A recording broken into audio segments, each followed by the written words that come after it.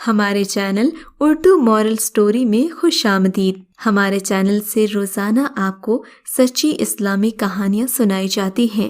ان کہانیوں میں کوئی نہ کوئی ایسا سبق چھپا ہوتا ہے جو آپ کی زندگی سنوار سکتا ہے۔ آج کا واقعہ بھی ایسا ہی ہے۔ چلیے سنتے ہیں آج کی کہانی۔ شمع میری خالہ کی بیٹی تھی اور بدقسمتی سے اس کے ماں باپ ریل کے حادثے میں اللہ کو پیارے ہو گئے۔ یہ 4 برس کی تھی جب خالہ نے ننھی شمع کو گود میں بھر لیا اور اپنے بیٹے کے ساتھ ہی اس کی بھی پرورش کرنے لگیں، جس کا نام منیب تھا۔ پھر خالو فوت ہو گئے اور کافی کچھ پیچھے تھا، جسے حاصل کرنے کے بعد انہوں نے بچوں کی اچھی تربیت کی تھی۔ جب منیب 16 برس کا ہوا تو خالہ نے اس کا شمع سے نکاح پڑھوایا۔ سبھی نے ٹوکا کہ اتنی جلدی کیا ضرورت تھی، صبر تو کر لیتی، کم از کم اس کو 16 سال کی تو ہونے ہی دیتی۔ لیکن خالہ کی تو ایک اپنی ہی شوق تھا، ایک اپنی ہی سوچ تھی۔ وہ چاہتی تھی کہ جلد از جلد نکاح ہو جائے، کیونکہ کل تک کوئی پتہ نہیں، نہ زندگی کا اور نہ ہی کسی کا بھروسہ ہے، سو پہلے سے ہی ایک دوسرے کا پتہ ہونا چاہیے۔ اور اب اچانک نکاح کے بندے میں باندھا جا رہا تھا، جبکہ ابھی انہیں شادی کا شعور ہی نہ تھا۔ خیر، نکاح تو ہو گیا۔ شمع اور منیب اب بھی اکٹھے اسکول آتے جاتے تھے، لیکن منیب کو نکاح کے معاملے میں کچھ دلچسپی نہ تھی۔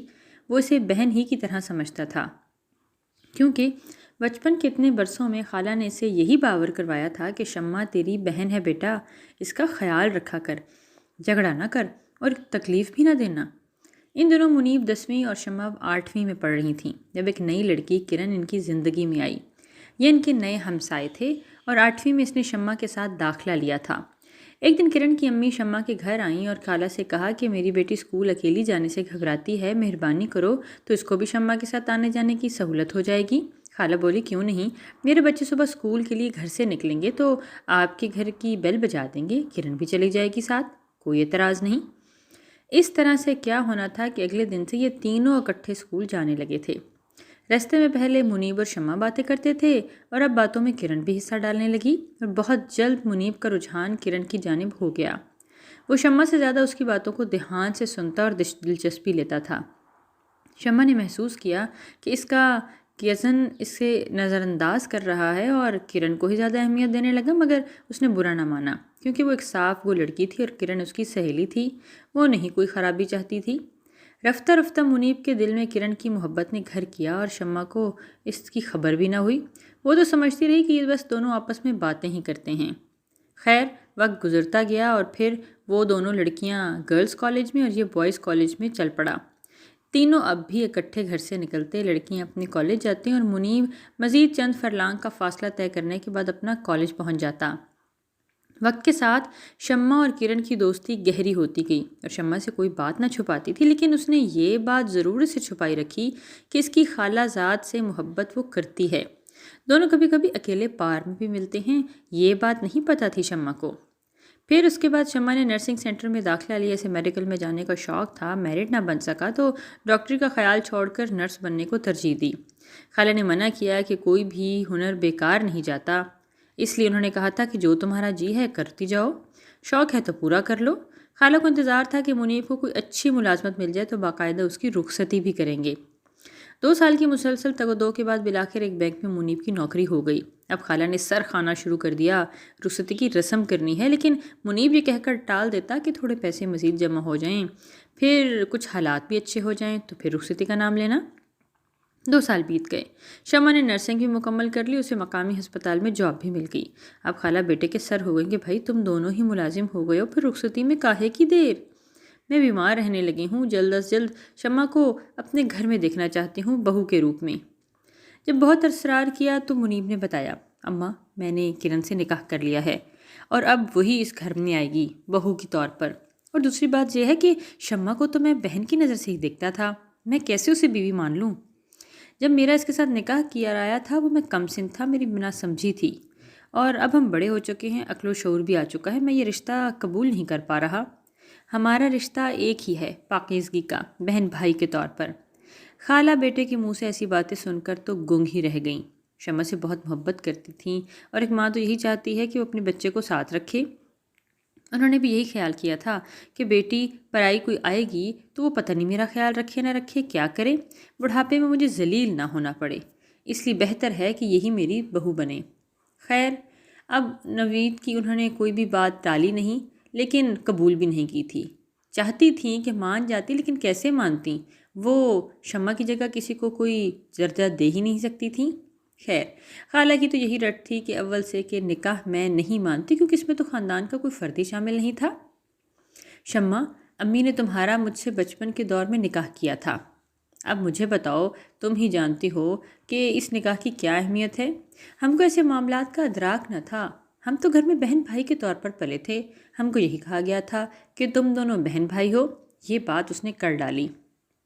اب والدہ مصر ہیں کہ وہ رسم رخصتی کر کے تم کو دلہن بنا کے بہو بنا کر گھر لے آئیں، لیکن میں تو تم سے ایک بہن کے طور پہ بہت محبت کرتا ہوں، اور جو بھی بات کہنا چاہتا ہے پلیز آپ کھل کر کہیں۔ اب کی بار شمع نے بھی بات کر دی۔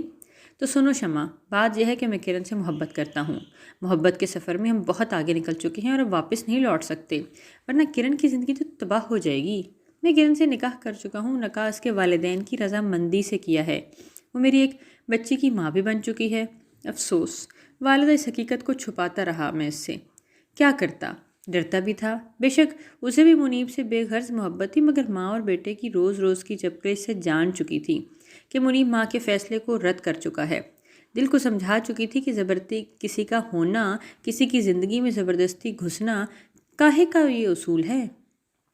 آج جب اصل حقیقت ہی عیاں ہو گئی تو وہ شادی سے ہی بیزار ہو گئی کہ تم پریشان نہ ہو، میں خالہ سے خود اس مسئلے کا حل کر لوں گی۔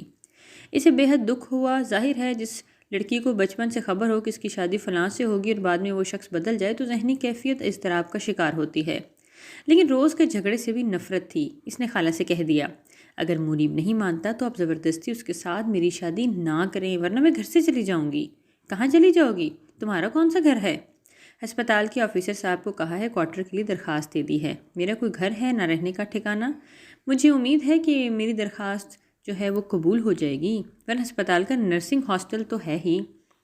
اگلے روز اس نے ڈاکٹر صاحب سے بات کی اور اپنے حالات بتائے تو انہوں نے اسی وقت درخواست فارورڈ کروا دی۔ چند روز بعد اس کو خوشخبری ملی کہ اس کو کوارٹر بہت جلد مل جائے گا۔ جب کوارٹر مل گیا تو اس نے خالہ جان سے کہہ دیا کہ میری وجہ سے آپ بیٹے سے بحث مت کریں اور میں ہاسٹل جا رہی ہوں، اس جھگڑے کے بیچ میں نہیں رہ سکتی، مجھ کو کوارٹر مل گیا ہے، آپ چاہیں تو میرے ساتھ رہ سکتی ہیں۔ اگر منیم نے میری بات نہ مانی تو میں بھی ہرگز یہاں نہیں رہوں گی، تمہارے پاس ہی آ جاؤں گی۔ خالہ نے بھی فیصلہ سنا دیا تھا۔ شمع ہاسٹل منتقل ہو گئی۔ جب چھٹی پر ان سے گھر آئی تو حیران رہ گئی کہ کرن بہو کے روپ میں ان کے گھر آ چکی تھی۔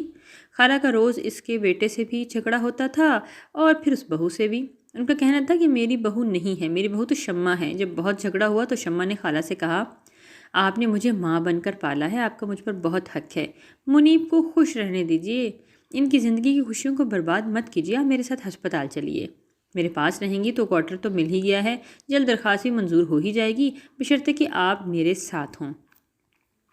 شمع کے کہنے پر خالہ نے بھی اپنا مختصر سامان باندھا اور بھانجی کے ہمراہ ہو لیں۔ انہوں نے کہا، تو جہاں رہے گی بیٹی میں تو وہیں رہوں گی، تجھے اکیلا نہیں چھوڑوں گی، میں تو اب اس بیٹے سے میرا کوئی تعلق ہی نہیں ہے۔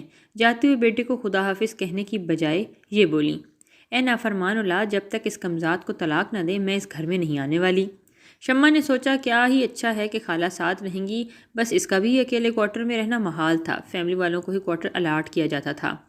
کوارٹر میں شمع اور خالہ ساتھ رہنے لگیں اور شمع کو تو سکون مل گیا مگر ان کو نہ ملا، وہ بھی بے چین تھے۔ پہلے بیٹے سے شکوے گلے تھے اور اس کے لیے بے قراری رہتی تھی، وہ بیمار رہنے لگیں، یہاں تک کہ چرپائی سے لگ گئیں۔ جب خالہ کی حالت بگڑتی دیکھی تو شمع نے کال کی تھی منیب کو کہ ماں سے غفلت نہ برت، وہ تجھ سے بہت محبت کرتی ہے۔ میں نے تو ان کو جانے کے لیے نہیں کہا تھا، وہ تو خود گئی تھیں۔ کرن سے شادی کر کے غلطی کی یا نہیں، لیکن اب کیا کروں، ایک بچی ہو گئی ہے، اسے طلاق کیسے دوں، جبکہ چند ماہ بعد ایک اور بچے کو جنم دینے والی ہے۔